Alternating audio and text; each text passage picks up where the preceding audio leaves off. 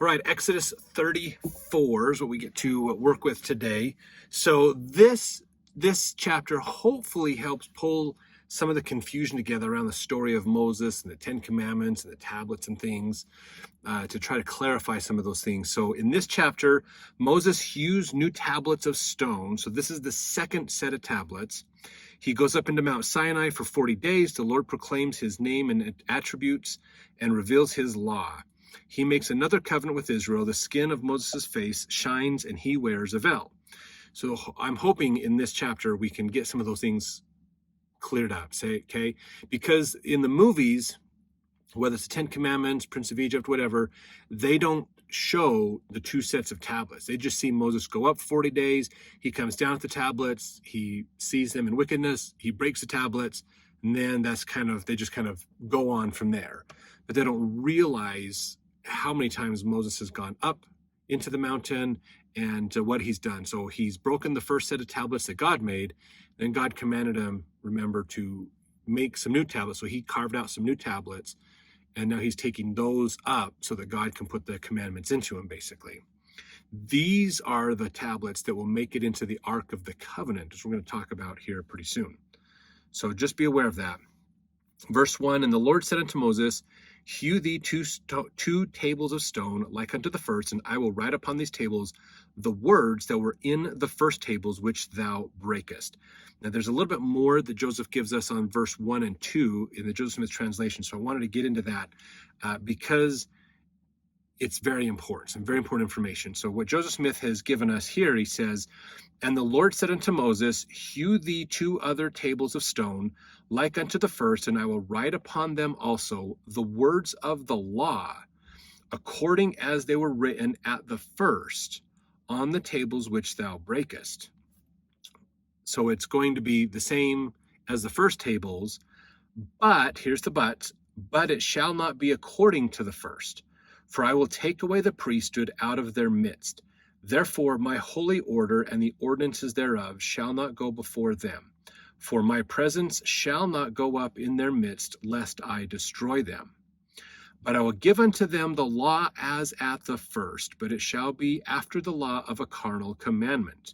For I have sworn in my wrath that they shall not enter into my presence, into my rest, and in the days of their pilgrimage. Therefore do as I have commanded thee, and be ready in the morning, and come up in the morning unto the Mount Sinai, and present thyself there to me in the top of the mountain. So that is the Joseph Smith translation that we get. And what it's saying is when Moses went up the first time, he got the 10 commandments and a whole bunch of other stuff on the tablets. He got the law of the priesthood, gospels, ordinances, more of what we would consider Christianity today, basically. And so when he broke those tablets and went back, he's going back up with new ones. The Lord is only giving the 10 commandments. He's not giving the other stuff as well, basically. So they're not getting the full law. They've had some of that law taken back because they're not ready for it. So it's always important for us to realize that the Lord, even though he has grand visions, he wants us to be perfect, he has a high expectation of us, he gives us the gospel from a position that we can understand it. And then as we continue to grow in understanding, then he gives us more until we get to the point where we learn everything, basically. So it's wonderful that God will fine-tune and adjust what he's teaching us to get it to a level that we can understand, and then he'll teach us from that level, and then teach us more as we accept that level and get more and more and more as we go along. So there's a lot of changes that happen. So not only did Moses take what they had been given, the law of sacrifice, and expounded upon that with this law of Moses, with all the different sacrifices and all these other things you do, and then made more ritual around it with the tabernacle and so forth. But then he also, instead of giving the full law, gave him only part of the law. And then, of course, Christ will bring more of that full law into play when he comes. So that's what's happening. So if somebody ever says, oh, the Bible is the same, it never changes, it's the ultimate word of God. Well, it's changed several times in the Bible itself. So we can't say that the Bible is unchanging, because the gospel has changed in the Bible several times by itself. So that's, in fact, the whole idea that the Bible is perfect, that principle doesn't even exist in the Bible itself. It doesn't claim to be perfect at all. So, and we can get more into that when we get into the New Testament stuff as well. So let's give a little summary here. In fact, who was this that did this? Clarke, in his Bible commentary book, volume 1, page 474, he basically put a good summary together of all these things that have happened. So this should help us to just, again, clarify the different tablets and how this has come together. So he says here, the following is a general view of this subject. In Exodus 20, the 10 Commandments are given, and at the same time, various political and ecclesiastical statutes, which are detailed in chapters 21 through 23. To receive these, Moses had drawn near unto the thick darkness where God was. And having received them, he came again with them to the people, according to their request before expressed. This is verse 19. Speak thou with us, but let not the Lord speak with us, lest we die. For they had been terrified by the manner in which God had uttered the 10 Commandments. So just remember, Moses was to go up to get the law, and Moses wanted to bring the people into the presence of God so they could meet him and talk with him and do more with him. And they were afraid. And so they heard the voice of the Lord talk about the 10 Commandments, but they didn't want to hear any more. So he was kind of the intermediary for them, basically. And then after this, Moses and Aaron, Nadab and Abihu, and the 70 elders went up to the mountain. And on this return, he announced all these laws unto the people. Now, this is before he took the stone tablets up, before God gave him the first set, basically. So they gave him the law. He wrote it down in a book. And then the tablets came after the book. Okay, so they did the laws to the people, and they promised obedience. Remember, they promised the obedience. We'll follow this. We'll follow that law of sacrifice. We made a sacrifice to show that they were going to do that. Still, there is no word of this tables of stone. Then he wrote all in a book, which was called the Book of the Covenant. That was chapter 24, verse 7. After this, there was a second going up of Moses, Aaron, Nadab, Abihu, and the 70 elders. When that glorious discovery of God mentioned in verses 10 and 11 of the same chapter took place, chapter 24. After their coming down, Moses is again commanded to go up, and God promises to give him tables of stone containing a law and precepts. That's verse 12, 24:12. This is the first place these tables of stone are mentioned. Thus it appears that the 10 Commandments and several other precepts were given to and accepted by the people, and the covenant sacrifice offered before the tables of stone were either written or mentioned. Now it is very likely that the commandments, laws, etc. were first published by the Lord in the hearing of the people, repeated afterwards by Moses, and the 10 words or commandments containing the sum and substance of the whole, afterwards written on the first tables of stone to be kept for record in the ark. So they got the 10 Commandments, they got the information, Moses brought it down, the people made a sacrifice, covenant to say that we will obey God. It was written in a book known as the Book of Covenants. Okay, every dispensation has a new book given. That was theirs. And then he went up to get the tables of stone from God. God gave him wrote it down in tables of stone that we put in the Ark of the Covenant. Moses brings those down, gave them to Moses, not Abraham, sorry. Moses brought them down, saw the people worshiping a calf. They put a calf before the altar to worship to, broke those tables of stone, and then God says, go make some more tables of stone and bring them up, and I'll write this on. But I'm not putting all of it on. I'm only putting the carnal commandments, the 10 Commandments on, basically, and then everything else is going to wait, basically. We're not going to give it to them now because they're not ready for it. So that's what's happened, basically. So hopefully that clarifies up. If you have any questions about this, put them in the comments if you want, and I and others will try to answer them to help you out with learning these things. Okay, so let's go to verse 3. No man shall come up with thee, neither let any man be seen throughout all the mount. Neither let the flocks nor herds feed before that mount. Okay, that was instructions given to Moses. So now verse 4, he hewed the 2 tables of stone like unto the first. And Moses rose up early in the morning and went up unto the Mount Sinai as the Lord had commanded him, and took in his hand the 2 tables of stone. And the Lord descended in the cloud and stood with him there and proclaimed the name of the Lord. Verse 6, the Lord passed before him and proclaimed, the Lord God, merciful and gracious, long-suffering and abundant in goodness and truth. Now, while the Lord passed before him, it's probably not him proclaiming himself. There's probably an angel that's proclaiming him, most likely. Verse 7, keeping mercy for thousands, forgiving iniquity and transgression and sin, and that will by no means clear the guilty, visiting the iniquity of the fathers upon the children, and upon the children's children unto the third and fourth generation. And Moses made haste and bowed his head toward the earth and worshipped. Verse 9, this is Moses speaking. He said, if now I have found grace in thy sight, O Lord, let my Lord, I pray thee, go among us, for it is a stiff-necked people, and pardon our iniquity and our sin, and take us for thine inheritance. So he's pleading, if I have found grace with you, please forgive the people of their sins and their problems. Verse 10, and he said, behold, I make a covenant before all thy people, I will do marvels. So now this is God speaking, such as have not been done in all the earth, nor in any nation.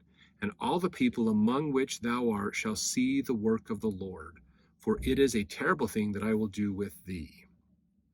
So now this is not saying that I'm going to do bad things. You guys are going to experience a lot of bad stuff. But it's more of you're going to have challenges, and I am going to manifest my power in helping you overcome those challenges. It's really what he's getting at. That God is not there to cause the problems, but God is there to help us when those problems arise. Verse 11, observe thou that which I commanded thee this day. Behold, I drive out before thee the Amorite and the Canaanite and the Hittite and the Perizzite and the Hivite and the Jebusite. So he's saying that remember the promised land, they're supposed to go to the promised land. So the Lord is saying, I'm going to drive them out. We're going to use plagues and other pestilences and things. They're going to want to leave this fertile, amazing land, basically. And when they leave, then you will come in and take it over. There's no war. God's not saying, go kill all these people that are on your land that I'm going to give you. No, God doesn't want us to fight. It's okay if we defend, but we don't fight. We're not the aggressor. So verse 12, take heed to thyself, lest thou make a covenant with the inhabitants of the land whither thou goest, lest it be for a snare in the midst of thee. But ye shall destroy their altars, break their images, and cut down their groves. For thou shalt worship no other God, for the Lord whose name is a jealous God. Now, if you look on this, verse 14, there is a Joseph Smith translation on the word jealous, whose name is jealous actually is Jehovah. So his name is Jehovah. So in Exodus 34, God announces himself as Jehovah. And we know Jehovah is the God of the Old Testament, but he is also Jesus Christ of the New Testament. Same person. We can go into a bigger discussion on that later. So this is the Lord's giving Moses those commandments. Hey, when you get in there, just remember the 10 Commandments, no gods before, other gods before me. So you need to get rid of the idols, get rid of the religious figures, religious symbols of the previous people that are living in that land. When you go in to take over the land, get rid of all the rest of the stuff that's not a part of your religion, basically, not part of you worshiping me, is basically what's going on here. And he says, verse 16, thou shalt take of their daughters unto thy sons, and their daughters go whoring after their gods, and make thy sons go whoring after their gods. Thou shalt make thee no molten gods. So he's basically saying, you're not to mingle with these other people. I will push them out as you guys come in, and you don't mingle with them, basically, because I don't want you to. I don't want you to be, if you mingle with them, then you're going to learn their religion and it'll pull you away from me. And you will learn these false religions and go in a direction that's not good. So I don't want you to mingle with them, basically. Verse 18, the feast of unleavened bread shalt thou keep. 7 days thou shalt eat unleavened bread, as I commanded thee in the time of the month Abib. For in the month Abib thou camest out from Egypt. So this is the feast of unleavened bread. They remember this from Egypt during that last plague. Verse 19, all that openeth a matrix is mine, or womb, and every firstling among thy cattle, whether ox or sheep, that is male. So firstborn males of your animals are mine. Those are the ones that you sacrifice, basically. 20, verse 20 here, but the firstling of an ass thou shalt redeem with a lamb, and if thou redeem him not, then shalt thou break his neck. All the firstborn of thy sons thou shalt redeem, and none shall appear before me empty. So when you have a firstborn son, you have to go offer sacrifice. If you have a firstborn of a donkey, then you get a lamb and you substitute that in for that donkey for the sacrifice, basically. 21, verse 21, 6 days thou shalt work, but on the seventh day thou shalt rest. In earing time and in harvest thou shalt rest. So he's saying you keep the Sabbath day holy, basically.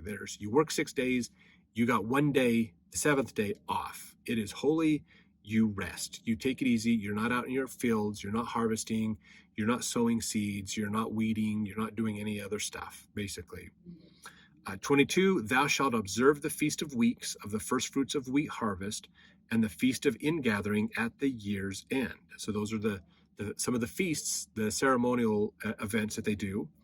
Verse 23, thrice in the year shall all your men, children appear before the Lord God, the God of Israel. So 3 times all the men will appear. For I will cast out the nations before thee and enlarge thy borders. Neither shall any man desire thy land when thou shalt go up to appear before the Lord thy God thrice in the year. So this is important to do this. This is an accounting, basically, of 3 times a year the men get together and stand before the Lord. It's an accounting, basically. And if they do this accounting, then he helps them basically make sure that no one else wants to take over their land and fight them and push them off.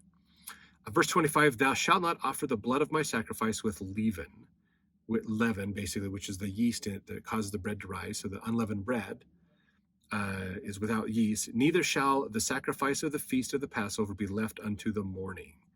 So you use it and then you get rid of it. Basically, you can't let it sit out. Once it's done, it's done. Verse 26, the first of the first fruits of thy land thou shalt bring unto the house of the Lord thy God. Thou shalt not seethe a kid in his mother's milk. So what this means, basically, when you seethe a kid, is they're talking about a fertility ritual that was not an uncommon thing to have back then. Because you remember, in a lot of these cultures, they believed that every natural element had a god that controlled it. And that if that natural element was out of balance, is because the god was angry. So we had to do something to please the god so everything would come back in balance. So if you couldn't have children or your animals weren't having children, that was the god of fertility. And so they would boil a baby goat in its mother's milk, and that was kind of seen as a fertility ritual type of a thing, basically like a sacrifice to the gods. And then that would supposedly help the gods favor you and then give you more animals. So he's saying don't do that. Basically, it's not a true ritual. Verse 27, and the Lord said unto Moses, write thou these words, for after the tenor of these words I have made a covenant with thee and with Israel. 28, and he was there with the Lord 40 days and 40 nights. So this is when the 40 days and 40 nights kicks in, is during this time, the second set of tablets, basically. He did neither eat bread nor drink water, and he wrote upon the tables the words of the covenant, the 10 commandments. So that's what we're getting here, is the 10 commandments on these stone tablets that Moses took up the mountain. Verse 29, it came to pass when Moses came down from the Mount Sinai with the 2 tables of testimony in Moses' hand, when he came down from the mount, that Moses wist not that the skin of his face shone while he talked with him. And what that means, basically, is Moses didn't realize that in order to have himself be prepared to be in the presence of God, his face was showing, like he had such light and spiritual energy with him that it was like his face was glowing, and he didn't realize it. There's no mirrors, or he was alone up there with God, so he didn't have anybody else to tell him, basically. So we learned something here in a book, Introduction to the Old Testament, chapter 1, page 95. It says the Hebrew word here rendered shone in this verse, his face shone, is karan, a denominative verb from a noun meaning horn, denominating radial beams of light, like the horns or rays of morning seen over the horizon before the sun rises. So it wasn't just a bright light, like a bright face, like it looked like there were rays coming off of him, like a sunrise would have these rays that come out over the mountains. From this phenomenon, the Arabs call the sun at its rising a gazelle, which is a mistranslation from Hebrew to Latin, causing Michelangelo to put actual horns on the head of his heroic statue of Moses. So if you ever look at the Michelangelo sculpture of Moses, he has horns on his head, not to show Moses is a devil or evil, but because of this verse saying that his face shone, and it shone kind of like horns coming off of his head.